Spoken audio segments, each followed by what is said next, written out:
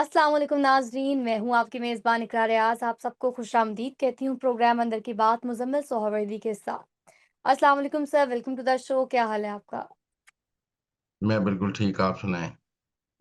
मैं ठीक, अल्लाह पाक का शुक्र है। सर, सबसे पहले आज की जो ताज़ा तरीन अहम डेवलपमेंट है, वो है इलेक्शंस को लेकर सुप्रीम कोर्ट बार इलेक्शंस।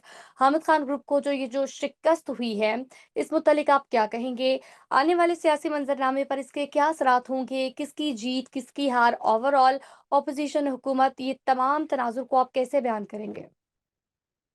देखें, ये जो सुप्रीम कोर्ट बार का इंतखाब था, इस बार ये बहुत अहम था, क्योंकि 26वीं आईनी तरमीम मंज़ूर हुई हुई थी और हामिद खान ग्रुप ने, सलमान अकरम राजा ने एक वुकला तहरीक का ऐलान किया हुआ था कि वो 26वीं आईनी तरमीम और जस्टिस मंसूर अली शाह को चीफ जस्टिस ना बनाने पर, आईनी बेंच बनाने पर, वो एक वुकला तहरीक शुरू करेंगे। अब इस नारे पर ये सुप्रीम कोर्ट बार का इंतखाब लड़ा जा रहा था कि हामिद खान ग्रुप इस नारे पर लड़ रहा था कि अगर हमें 26वीं आईनी तरमीम खत्म करानी है, मंसूर अली शाह को तो चीफ जस्टिस बनाना है और आईनी बेंच खत्म करानी है। दूसरा जो ग्रुप था, जो 26वीं तरमीम की हमायत याफ्ता था, जो आजम नजीर तारड़ का ग्रुप था या एहसन बून का ग्रुप था या मरहूम आसम जहांगीर, वो 26वीं तरमीम के हक में इलेक्शन लड़ रहा था। उनका मौक़िफ़ था कि 26वीं तरमीम मंज़ूर हुई है या ये अफ़रीदी ठीक सदर बने हैं और मुल्क में किसी वुकला तहरीक की कोई ज़रूरत नहीं है। कोई आइन को ना को हमला हुआ है, ना कोई इंसानी हकूक़ का मसला है, लिहाज़ा किसी वुकला तहरीक की कोई ज़रूरत नहीं है। तो ये मुल्क का जो सुप्रीम कोर्ट बार का इंतखाब था, ये इस वक़्त बुनियादी तौर पे 26वीं आईनी तरमीम और मंसूर अली शाह और आईनी बेंच पर लड़ा जा रहा था। अब इसके जो नताइज हैं, वो हम इसी तनाजुर में देखेंगे कि इसके नताइज वुकला की अक्सरियत की क्या राय बता रहे हैं। अगर तो हामिद खान ग्रुप जीत जाता, उनका नुमाइंदा जीत जाता, सलमान अकरम राजा का नुमाइंदा जीत जाता, तो हम ये कहते कि वुकला की अक्सरियत ने 26वीं आईनी तरमीम के खिलाफ वोट दे दिया है। वुकला की अक्सरियत मंसूर अली शाह को चीफ जस्टिस चाहती है और वुकला की अक्सरियत ने आईनी बेंच के खिलाफ वोट दे दिया है और वुकला तहरीक के लिए वुकला तैयार हैं। लेकिन अगर हामिद खान ग्रुप आज हार गया है, तो फिर तो यही कहा जाएगा ना कि वुकला की अक्सरियत ने 26वीं आईनी तरमीम की तौसीक कर दी है। वुकला की अक्सरियत ने याह्या अफरीदी की तौसीक कर दी है। वुकला की अक्सरियत ने आईनी बेंच की तौसीक कर दी है और वुकला की अक्सरियत ने कहा है कि मुल्क में किसी वुकला तहरीक की कोई ज़रूरत नहीं है। तो मेरे ख्याल में ये जो तहरीक-ए-इंसाफ के पास आखिरी एक कार्ड था, जो हामिद खान और सलमान अकरम राजा हमें बहुत अहम नज़र आ रहे थे कि ये जो 2 हैं, ये पार्टी में छाए हुए हैं, क्योंकि इन्होंने पार्टी को लॉलीपॉप दिया हुआ था कि हम वुकला तहरीक चला लेंगे और वुकला तहरीक के ज़रिए ही इमरान खान को रिहा भी करा लेंगे, सारे मसले ठीक करा लेंगे, 26वीं आईनी तरमीम खत्म करा लेंगे। लेकिन ये सब करने के लिए इन्हें सुप्रीम कोर्ट बार की ज़रूरत थी। खुद अकेले तो इनकी कोई हैसियत नहीं है, हैसियत जी। तो देखो वुकला तंजीमों की है और सुप्रीम कोर्ट बार का इंतखाब हो रहा था और बड़े क्रिटिकल वक़्त पे हो रहा था। ऐन सुप्रीम कोर्ट बार का इंतखाब 26वीं आईनी तरमीम के चंद दिन बाद था, तो सारा इंतखाब लड़ा ही 26वीं आईनी तरमीम के ऊपर गया है। भले इस वक़्त तो बयानिया जो था वो या 26वीं आईनी तरमीम के हक में था या खिलाफ था। आप देखेंगे इंतखाब इतना अहम था कि गंडापुर ने लाहौर के वुकला को करोड़ों रुपए के चेक दिए, लाहौर बार के बुला के 3-3 5-5 करोड़ के, क्योंकि सर, लाहौर मैं के आपसे एक वकील सवाल करना चाहूँगी कि सीएम केपी की जानिब से तो ये कहा जाता था कि हमारे पास फंड्स नहीं है, ये वो हमने अक्सर देखा था ना कि पाकिस्तान तहरीक-ए-इंसाफ की जो मीटिंग्स होती थी, कोर कमेटी की मीटिंग्स होती थी, उसमें कहा जाता था कि जो केपी की हुकूमत है, उसके पास तो फंड्स ही नहीं हैं। तो फिर इसको आप इस सूरत-ए-हाल में कैसे देखेंगे अगर ये चेक वगैरह तक़सीम किए गए हैं? नहीं, ये तो खुफिया तो नहीं किए गए ना, इनकी तो प्रेस रिलीज़ जारी की गई है। लाहौर बार के लोग लाहौर से पेशावर गए और उन्होंने जाके वहाँ सीएम केपी के गंडापुर से चेक लिए। तो मेरा मतलब ये चेक क्यों दिए जा रहे थे? चेक इसीलिए दिए जा रहे थे कि मेरा मतलब है कि आप ये इलेक्शन हामिद खान और सलमान अकरम राजा को जितवाना चाहते थे, उनके नुमाइंदे को। लेकिन लाहौर से भी हार गए हैं हामिद खान और सलमान अकरम राजा और केपी से भी हार गए हैं हामिद खान और सलमान अकरम राजा। तो गंडापुर ना अपने सूबे से और ना पंजाब से, कहीं से भी 26वीं आईनी तरमीम के खिलाफ वोट नहीं आया और मेरे ख़्याल में सुप्रीम कोर्ट बार के इन इंतख़ाबात ने वुकला तहरीक का जनाज़ा निकाल दिया है और लोग वुकला ने वुकला तहरीक के खिलाफ वोट दे दिया है कि इस वक़्त किसी वुकला तहरीक की कोई ज़रूरत नहीं है। और मैं समझता हूँ जो लाहौर से हारी है हामिद खान ग्रुप, तो ये मंसूर अली शाह के लिए ज़्यादा इम्पोर्टेंट है कि मंसूर अली शाह का ताल्लुक भी लाहौर से है और अगर लाहौर के वुकला ने ही याही अफरीदी के हक में वोट दे दिया, हमें केपी की तो समझ आती है कि केपी से जीते हैं क्योंकि केपी से याही अफरीदी आए और केपी के वुकला ने याही अफरीदी के हक में वोट दिया। लेकिन पंजाब के वुकला ने भी मंसूर अली शाह के खिलाफ वोट दिया है और सुप्रीम कोर्ट बार में के इंतखाबात में हामिद खान और सलमान अकरम राजा दोनों का ताल्लुक लाहौर से है। दोनों का ताल्लुक लाहौर से है और लाहौर से ही उनका नुमाइंदा हार गया है। इसका मतलब है तहरीक इंसाफ की वुकला में लाहौर में मकबूलियत का भी जनाजा निकल गया है। हामिद खान और सलमान अकरम राजा की सियासत का भी जनाजा निकल गया है और वुकला की अक्सरियत जो है वो 26वीं आईनी तरमीम के साथ खड़ी है। सर, यहाँ पर आपसे ये सवाल भी करना चाहूँगी कि सुनने में तो ये आ रहा है, बाज़-गश ये हो रही है कि जो पॉलिटिकल इंजीनियरिंग की गई है, मैंडेट चुराया गया है और जो वोट नहीं भी बनते थे, वो भी डाले गए हैं, तो ये धांधली हुई है। तो व्हाट डू यू थिंक कि वाक़ई धांधली हुई है या बस ये फिर फेस सेविंग की जा रही है? देखें, ये वुकला के इंतखाबात में धांधली नहीं हो सकती। वुकला के इंतखाबात वुकला ही कराते हैं, वुकला ही आपस में लड़ते हैं। इसमें तो मेरा मतलब है कोई सिकंदर सुल्तान राजा मंजूर नहीं है ना, मेरा मतलब अब हामिद खान और सलमान अकरम राजा अपनी हार का इस हार का ज़िम्मेदार भी सिकंदर सुल्तान राजा को लगा देंगे ज़िम्मेदार। इलेक्शन कमीशन है भाई आपका अपना इलेक्शन कमीशन है, वुकला के अपने और वुकला बॉडीज़ के इंतखाबात तो होते ही बहुत शफ़ाफ़ हैं, सब वकील एक-दूसरे को जान रहे होते हैं और सुप्रीम कोर्ट बार के वुकला की तादाद कौन-सी इतनी ज़्यादा है, सब एक मैं नहीं समझता, मैं समझता हूँ कि ये बड़ी क्रूशियल हार है। इस हार ने सलमान अकरम राजा और हामिद खान दोनों की पीटीआई में सियासत को भी बहुत नुकसान पहुंचाया है क्योंकि वो पीटीआई में भी तो यही बेच रहे थे। उनका पीटीआई के अंदर भी जनाजा निकल गया कि वो इलेक्शन हार गए हैं। मेरे ख्याल में जो सलमान अकरम राजा साहब सेक्रेटरी जनरल बने बैठे थे वो भी हाथ से उनकी वो सीट भी मुझे इन इलेक्शंस के बाद खतरे में नजर आती है। वो कहेंगे आप बुकला का इलेक्शन तो जीतवा नहीं सके, पार्टी को क्या चलाएंगे। तो इसलिए मुझे धांधली तो कोई नजर नहीं आती, लेकिन अब वो क्या कहें, हम वाकई हार गए हैं। आपको लगता है कि सलमान अकरम राजा और आमिर खान इतनी पॉलिटिकल मैग्नेमिटी का मुजाहरा करेंगे कि बुर्दबारी का कि वो अपनी हार तस्लीम कर लेंगे, तो ये तो नहीं आपको तवक्को होनी चाहिए।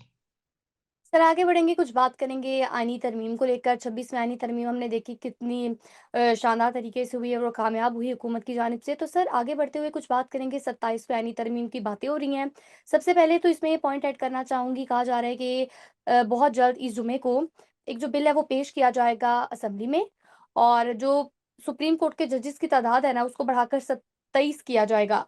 और फिर उसके बाद जो शिबली फराज साहब हैं, उनकी जानिब से कहा गया है कि अभी तो हमसे 26वीं जो आईनी तरमीम है, वही हज़म नहीं हो रही और ये 27वीं आईनी तरमीम लाने की बातें कर रहे हैं। इस मुतालिक आप क्या कहेंगे? देखिए, ये कोई आईनी तरमीम तो नहीं है जजेस की, ये तो सादा कानून साजी है।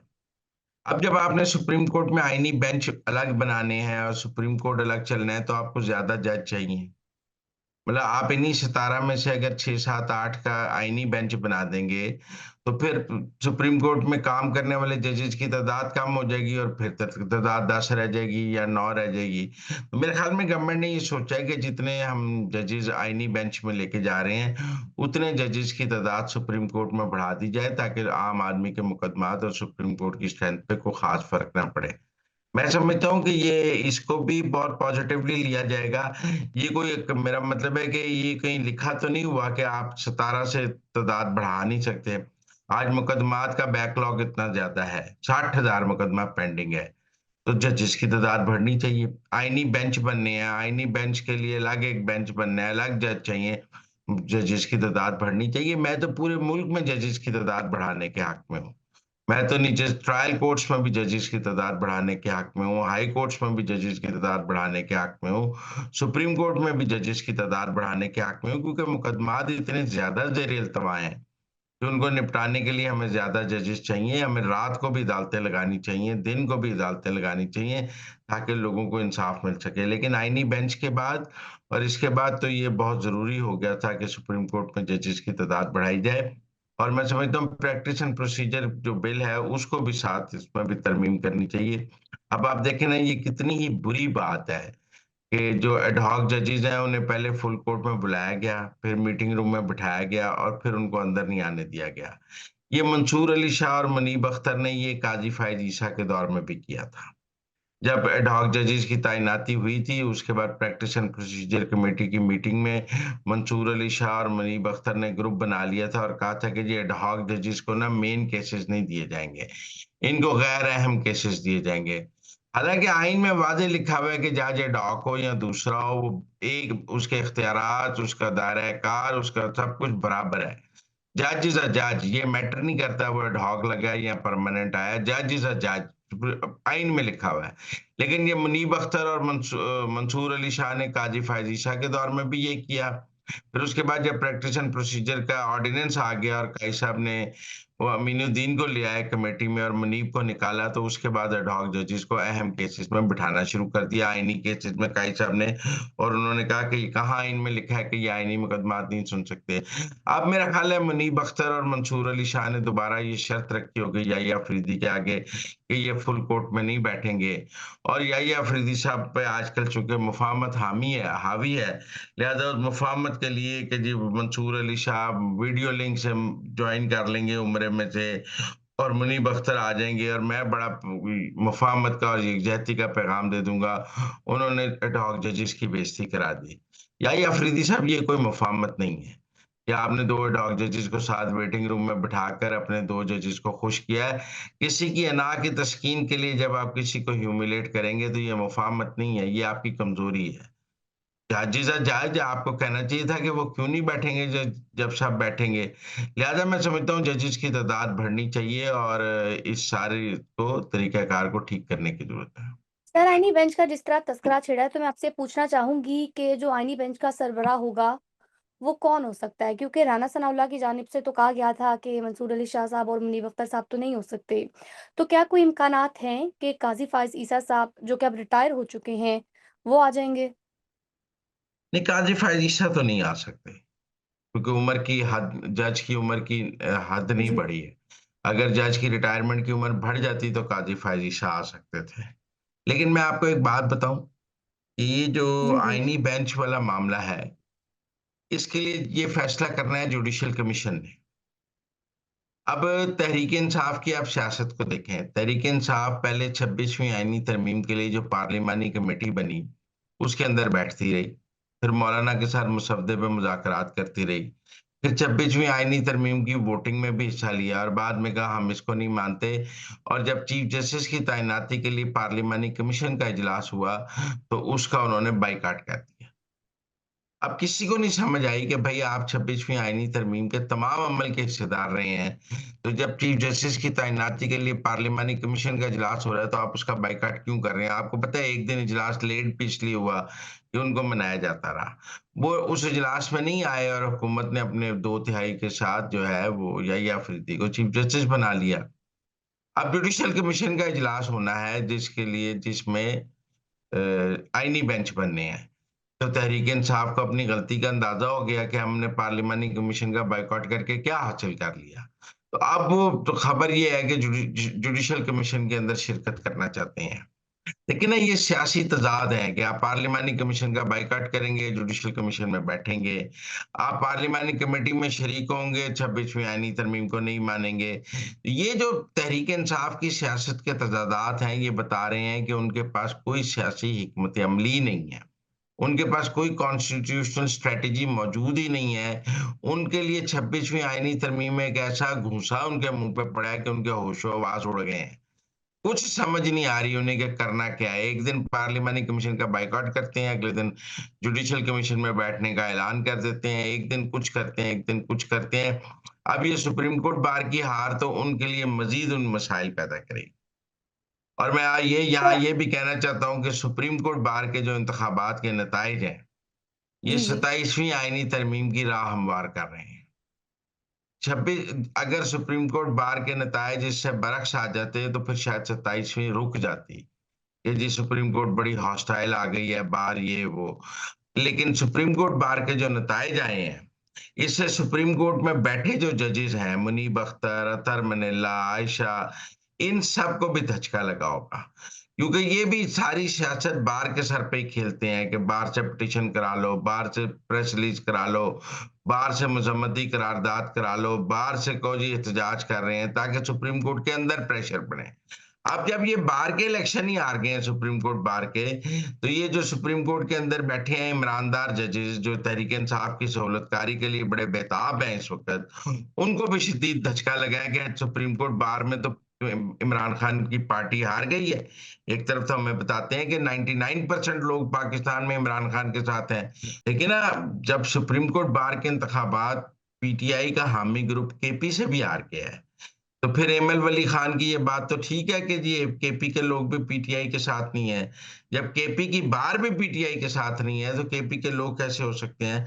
मेरे ख्याल में मंजरनामा काफी बदल गया है और आज लोगों को 440 वोट का झटका लगाओ। सर आगे बढ़ेंगे, कुछ बात करेंगे वज़ीर दिफ़ा ख्वाजा आसिफ साहब की जानिब से जो कहा गया डील की बात। इस मुतालिक आप क्या कहना पसंद करेंगे? देखिए, बुशरा बीबी की रिहाई एक डील के तहत तो हुई है। ऐसी बात नहीं है कि रियासत उनको दोबारा गिरफ्तार नहीं कर सकती थी, वो रियासत उनको रिहा करने पर बड़ी मजबूर थी, ऐसी कोई सूरत-ए-हाल नहीं थी। उनकी रिहाई एक डील के तहत हुई है, उस डील के तहत ही वो केपी गई हैं। उस वरना उनको केपी कौन जाने देता? मतलब उनको पंजाब टप्पन नहीं देना था, किसी ने अटक दे पुल तो दोबारा गिरफ्तार कर लेना था। लेकिन सूरत-ए-हाल यही है कि उनको एक डील के तहत रिहाई हुई है। अब ये गंडापुर और बुशरा बीबी ने क्या डील की है, ये एक अहम सवाल है। गंडापुर और बुशरा बीबी की जो डील है, वो डील मुस्लिम लीग नून की हुकूमत को ताकतवर करने की डील है। वो मौजूदा सियासी निज़ाम को इस्तेहकाम देने की डील है। वो पाकिस्तान से अफरा-तफरी की सियासत खत्म करने की डील है। वो डील ये है कि इस सिस्टम को चलाना है और इस सिस्टम को 5 साल चलाना है। लिहाज़ा गंडापुर और बुशरा बीबी अब ज़ामन है कि मौजूदा जो निज़ाम बना हुआ है हुकूमत का, वो 5 साल चलेगा और गंडापुर और बुशरा बीबी इसको गिरने नहीं देंगे। गंडापुर और बुशरा बीबी दरअसल अब गारंटर हैं इस निज़ाम के पीटीआई की जानिब से, क्योंकि पहले तो पीटीआई कहती थी हम रोज़ाना डी चौक पहुँचेंगे, इस हुकूमत को गिरा देंगे, छप अदालतों से ख़त्म करा देंगे, मुल्क में नए इंतखाबात कराएँगे। अब तो पीटीआई 26वीं आईनी तरमीम को भी चैलेंज नहीं कर रही है। अब तो पीटीआई जो है वो मेरा मतलब उसे समझ कोई डी चौक आने का ऐलान भी नहीं कर रही है, कुछ भी नहीं कर रही है। मेरे ख्याल में बुशरा बीबी की रिहाई डील के तहत तो है, लेकिन ख्वाजा आसिफ साहब ये भी तो बताएं ना कि ये डील मुस्लिम लीग नून की हुकूमत को ताकतवर करने की डील है। गंडापुर और बुशरा बीबी आज से मुस्लिम लीग नून की हुकूमत को ताकतवर, मुस्तहकम और इस्तेहकाम देने की सियासत करेंगे। वो इस सिस्टम को चलाने की सियासत करेंगे। वो आसिम मुनीर की को मजबूत करने की सियासत करेंगे, ये डील है उनकी। इसमें गंडापुर भी वज़ारत आला अपनी एन्जॉय करेंगे और वो उन्होंने कहा मुझे वज़ीर आला रहने दें और बुशरा बीबी ने कहा मैं केपी सीएम हाउस रहूँगी और मुझे दोबारा गिरफ्तार ना किया जाए। तो इससे ज़्यादा क्या डील है? कोई इमरान खान की रिहाई के लिए डील नहीं है। वो पीटीआई को दोबारा इक़्तिदार में लाने के लिए डील नहीं है। वो पीटीआई का वज़ीर-ए-आज़म लाने की डील नहीं है। डील जो है वो मैंने आपको बताया। सर ये जो कहा जा रहा है अक्सर सुनने में अब तो यही आ रहा है, अब आपने बताना है कि इसमें कितनी सदाकत है, कितनी नहीं, कि जो बुशरा बीबी हैं, वो अगली चेयरमैन पीटीआई होंगी और बैरिस्टर गौहर को फ़ारिग कर दिया जाएगा। एक प्रॉपर एक मैकेनिज़्म ऐसा लाया जाएगा। इस मुतालिक आप क्या कहेंगे, क्या ये सच है? फौरन तो नहीं होगा, लेकिन अगर आपने पीटीआई को तक़सीम करना है, तो किसी स्टेज पर बुशरा बीबी को चेयरमैन बनाना पड़ेगा ताकि हलीमा खान और बुशरा बीबी की लड़ाई बढ़ सके। लेकिन इमरान खान कब इसके लिए तैयार होंगे? क्योंकि बुशरा बीबी को चेयरपर्सन तभी बनाया जा सकता है, जब इमरान खान इसके लिए तैयार हो। क्या जी। बुशरा बीबी इमरान खान को मना लेंगी कि वो उनको चेयरपर्सन बना दें? ये अब देखने की बात है, ये कब तक मुमकिन है? क्योंकि इमरान खान की बहनें तो ये कभी नहीं चाहेंगी, जमाइमा गोल्डस्मिथ कब और जमाइमा नहीं चाहेगी। आप 8 फरवरी के इंतखाबात में कासिम की तस्वीर पीटीआई के साथ ट्वीट करते हैं और कि लोग पीटीआई को वोट डालें, तो वो सियासत ही है ना, वो सियासी अमल में हिस्सा ही ले रहे हैं ना। जब जमाइमा गोल्डस्मिथ इमरान खान की मुलाकातें बंद हो जाएँ तो ट्वीट करें, तो वो इमरान खान के लिए सियासत कर रही हैं ना। हम ये तो नहीं कह सकते कि वो गैर सियासी हैं, वो सियासत करती हैं अपने तरीके से पीटीआई के लिए, इमरान खान के लिए। इसी तरह हलीमा खान भी सियासत करती हैं। तो ये 2 धड़े हैं, ये देखना पड़ेगा कि बुशरा बीबी, हलीमा खान, जमाइमा गोल्डस्मिथ और कासिम इमरान को कैसे शिकस्त देती हैं। तो नाज़रीन, ये थी आज की अंदर की बातें। आपसे मुलाकात होगी अब अगले प्रोग्राम में। हमें दीजिए इजाज़त। अल्लाह निगहबान।